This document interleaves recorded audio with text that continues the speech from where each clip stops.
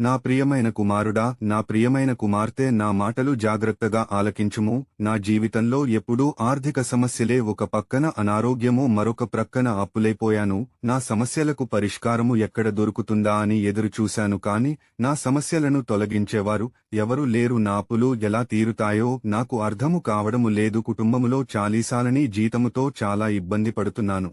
ఆర్థికముగా ఏది కొనుక్కోలేని పరిస్థితి. కుటుంబము గురించి ప్రతిరోజు ఆలోచిస్తూ నా శరీరం క్షీణించికిపోతుంది అని బాధపడుతున్నావా? ఏడుస్తున్నావా?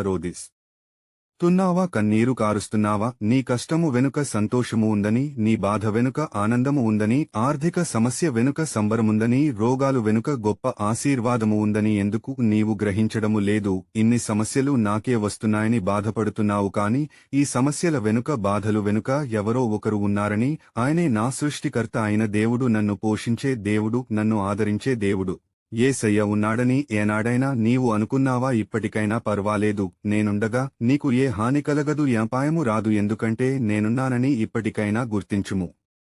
ఇంకొకటి గుర్తు తెచ్చుకో, ఎన్ని బాధలొచ్చినా, ఎన్ని సమస్య వచ్చినా, ఒక రోగము తర్వాత మరొక రోగము వచ్చిన, ఎన్ని యాక్సిడెంట్లు అయినా, ఎన్నిసార్లు ప్రాణ అపాయకర పరిస్థితులు వచ్చిన నిన్ను బ్రతికించింది ఎవరు? నేను కదా. ఇది మర్చిపోయావా? అన్నిటికీ కారణం నేనే కదా. నా దేవుడు నన్ను పరీక్షిస్తున్నాడని అనుకోవచ్చు కదా. ఎందుకు జరుగుతున్నాయో అని అనుకుంటున్నావు, కానీ దీని వెనుక ఎవరున్నారో తెలుసా? నేనే కదా. ఎందుకు బాధపడుతున్నావు? ఎందుకు దుఃఖపడుతున్నావు? ఎందుకు రోధిస్తున్నావు? ఎందుకు ఏడుస్తున్నావు? ఎందుకు కన్నీరు కారుస్తున్నావు? నీ ఆర్థిక సమస్యలను తొలగిస్తాను, నీ ప్రతి రోగమును స్వస్థపరుస్తాను, నీ దుఃఖాన్ని తొలగిస్తాను, నీ బాధలను తొలగిస్తాను, నీ కన్నీరుని ఆనందభాష్పాలుగా మారుస్తాను. నీకంటే గొప్పవాడు ఎవడు ఉండడు, ఎందుకంటే నీవు నా బిడ్డవు కనుక. నీకు ఏది అవసరమొచ్చినా, నిన్ను నీ వారే అవమానించిన, చిన్న చూపు చూసినా, నిన్ను లెక్క చేయకపోయినా, నిన్ను ప్రేమించకపోయినా, నేను నిన్ను విడువను, ఎడబాయను. నేను నీకు తోడుగా ఉంటాను.